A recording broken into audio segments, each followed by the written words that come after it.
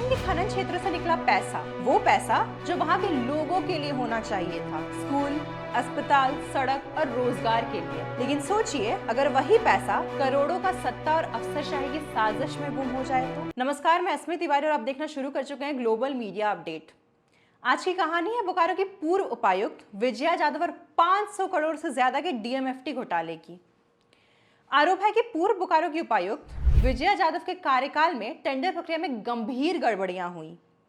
कई tender short notice पर पास किए गए और जिन एजेंसियों को काम सौंपा गया उन्हें सामान और सेवाओं के लिए बाजार कीमत से 7 गुना और कभी कभी तो 20 गुना तक ज्यादा भुगतान किया गया। हैरानी की बात यह भी है कि जिन कामों के लिए फंड का इस्तेमाल दिखाया गया, जैसे डिजिटल शिक्षा उपकरण, सोलर सिंचाई सिस्टम, मॉड्यूलर किचन या हाई मास्ट लाइट, उनमें से कई योजनाएं जमीनी स्तर पर अधूरी या सिर्फ कागजों पर मौजूद पाई गई। विजय जाधव का नाम हमेशा एक सख्त अफसर के तौर पर लिया जाता रहा है, लेकिन उनके कार्यकाल में कई विवाद सुर्खियों में रहे। इनमें से पहला बड़ा विवाद रहा सांसद ढुल्लू महतो से उनकी बहस। शंकर रवानी हत्याकांड के बाद ढुल्लू महतो ने जिले की विधि व्यवस्था पर सवाल उठाए और अधिकारियों से फोन पर बात करते हुए अमर्यादित भाषा का इस्तेमाल किया। इस पर विजया जाधव ने उन्हें सख्त लहजे में टोकते हुए कहा कि अगर सांसद मर्यादित भाषा का प्रयोग करेंगे तो प्रशासन भी पूरा सहयोग करेगा। उन्होंने याद दिलाया कि सांसद देश की सबसे बड़ी संवैधानिक संस्था का हिस्सा है और उनसे उम्मीद की जाती है कि वे अपनी भाषा और व्यवहार से उस गरिमा को बनाए रखें।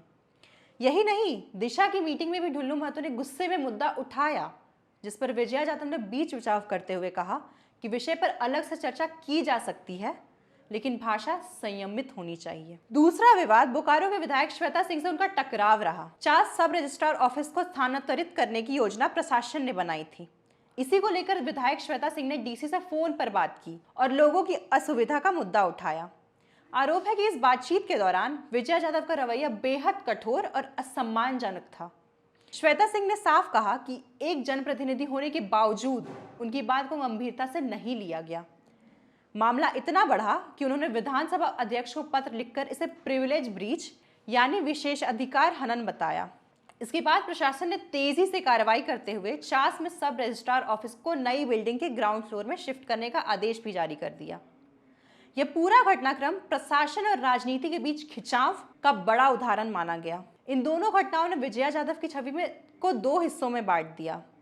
एक तरफ उन्हें कड़ा और सख्त अफसर माना गया जो नेताओं की हर मांग पूरी नहीं करती, वहीं दूसरी तरफ इन्हीं टकरावों की वजह से उन पर मनमानी और असम्मानजनक रवैये के भी आरोप लगे। यही बैकड्रॉप अब डीएमएफटी फंड घोटाले की कहानी को और पेचीदा बनाती है, क्योंकि जब एक अफसर पहले से विवादों में रही हो तो किसी बड़े फंड घोटाले का नाम उनसे जुड़ते ही पूरे राजनीतिक गलियारों में हलचल तेज हो जाती है। अब आते हैं मुद्दे की जड़ पर। डीएमएफटी यानी डिस्ट्रिक्ट मिनरल फाउंडेशन ट्रस्ट, यह फंड खनन प्रभावित इलाकों के विकास के लिए बनाया गया था। खनन कंपनियों को अपने प्रॉफिट का एक तय हिस्सा डीएमएफटी में जमा करना पड़ता है। यह पैसा सीधे उस जिले के खाते में जाता है और इसका इस्तेमाल स्वास्थ्य सेवा, साफ पानी, स्कूल, सड़क और रोजगार योजनाओं के लिए होना चाहिए। बोकारो जिले में साल दर साल करोड़ों रुपए जमा होते रहे।